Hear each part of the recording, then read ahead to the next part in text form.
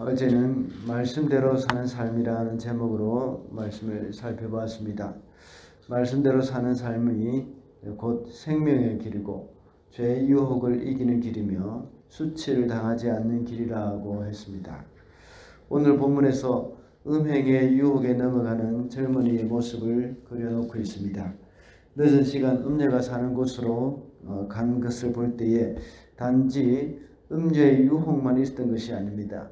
젊은이가 스스로 찾아간 것이라고 볼 수가 있습니다. 달콤한 말과 몸짓으로 음행하는 여자는 그 젊은이를 유혹했습니다. 그 젊은이는 결국 그 유혹에 넘어가고 맙니다. 이 장면에 대해서 오늘 본문에서는 이 도살장으로 끌려가는 소와 같다고 말씀을 하고 있습니다. 지금까지 여러 번 말씀드린 적이 있는 바와 같이 유혹은 달콤하지만 그 결과는 사망과 파멸이 있기 때문에 음행의 유혹에 넘어간다는 것을 이렇게 도살장으로 끌려가는 소에 비유를 하고 있습니다. 그래서 오늘은 음행에 대한 그리스도인의 자세라는 제목으로 말씀을 살펴보려고 합니다. 첫째로 음행의 유혹은 매우 강하다는 것을 알아야 합니다. 13절입니다. 그 젊은이를 와락 붙잡고 입을 맞추며 뻔뻔스러운 얼굴로 그에게 말하였다. 13절부터 21절까지의 말씀은 음행하는 여자가 젊은이를 유혹하는 장면을 기록해 놓고 있습니다. 온갖 미사역으로 유혹을 하고 있는 것입니다. 이 유혹이 얼마나 강한지 이 청년은 결국 그 유혹에 넘어가고 말았습니다.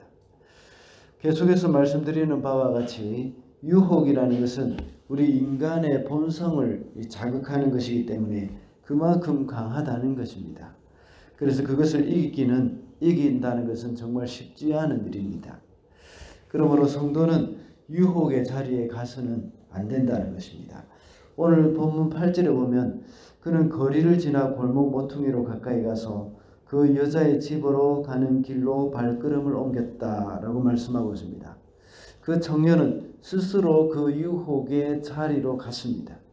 그리고 9절에 보면 저녁이 되어 땅거미가 지고 밤이 되어 어두워진 때였다라고 말씀하고 있습니다. 유혹을 받는 시간입니다. 그 청년은 유혹이 있는 시간에 유혹이 있는 장소로 갔다는 것입니다. 그 시간에 거기 간다는 것 자체가 벌써 절반은 유혹에 넘어갈 준비를 하고 있다는 것입니다. 우리 인간은 너무나도 연약한 존재라는 것을 알아야 합니다. 나 스스로가 유혹에 약하다는 것을 알고 그 유혹의 장소를 피해야 합니다. 정상적인 생활을 하는 사람들은 그 시간에 집에 있습니다. 쉬면서 가족들과 함께 다음 날의 일을 위해서 쉬는 시간입니다.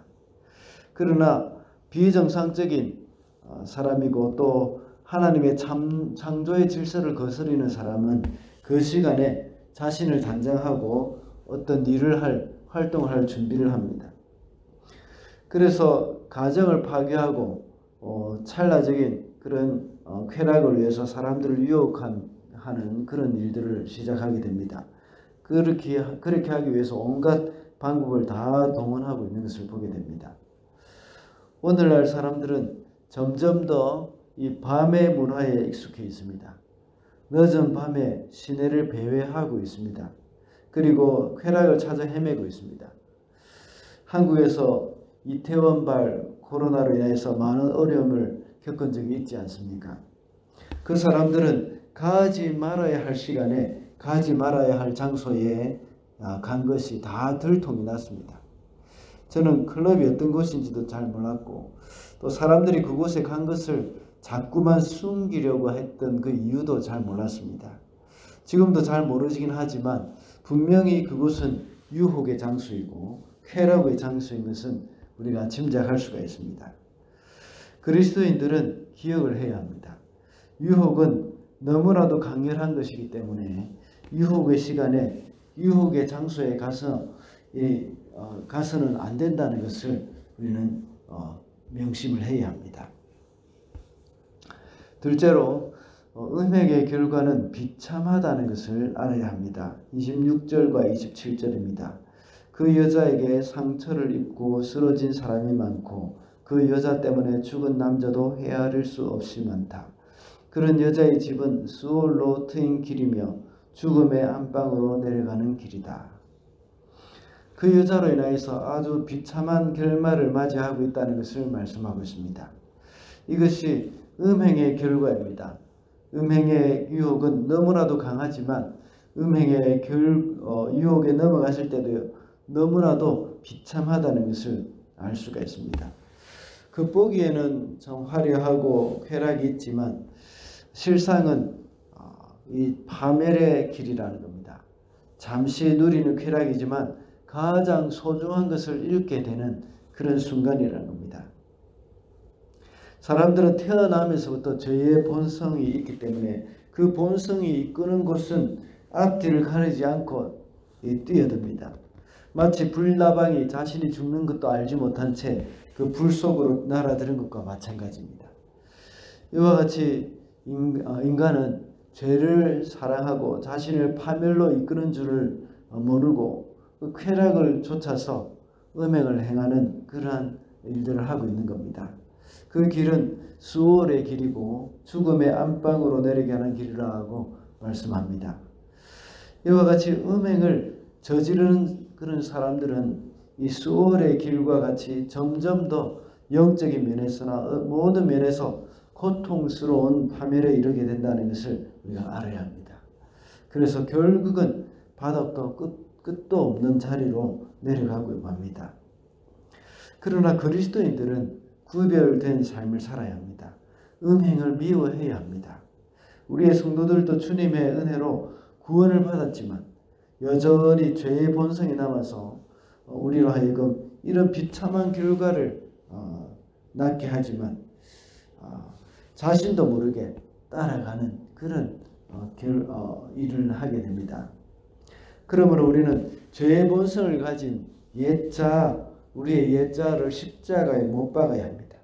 그리고 주님과 함께 다시 살아날 때에 이 죄의 본성을 따라서 행하는 사람이 아니라 주님의 성령의 소욕을 따라서 행하는 사람으로 다시 살아나게 된다는 겁니다.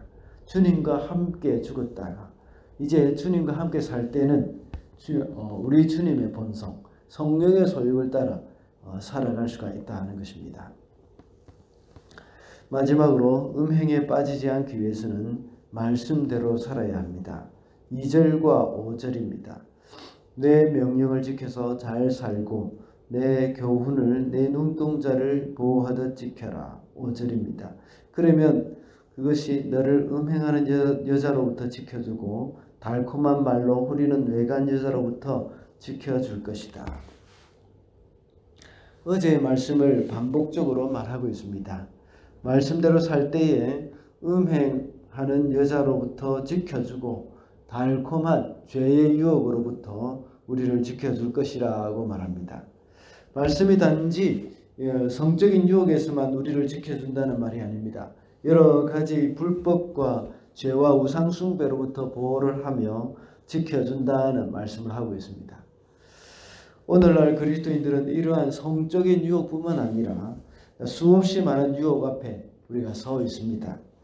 권력의 유혹, 또 물질의 유혹, 명예의 유혹 이런 것들이 우리 앞에 서 있다는 겁니다.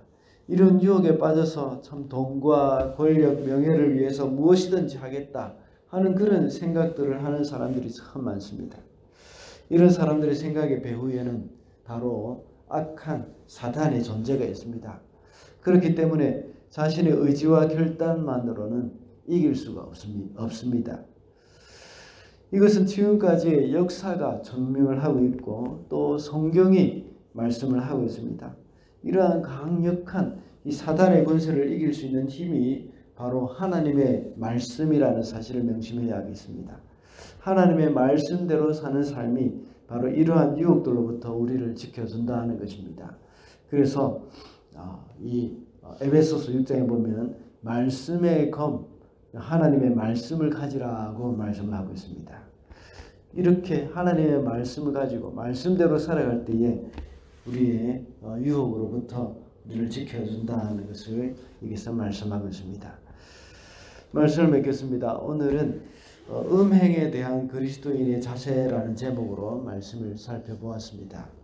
음행에 대한 그리스도인의 자세는 음행의 유혹은 너무나도 강한 그러한 것이라는 것을 우리가 알아야 하고, 음행의 결과는 아주 비참한 것이고, 음행을 이길 수 있는 길은 말씀대로 사는 것이라고 했습니다.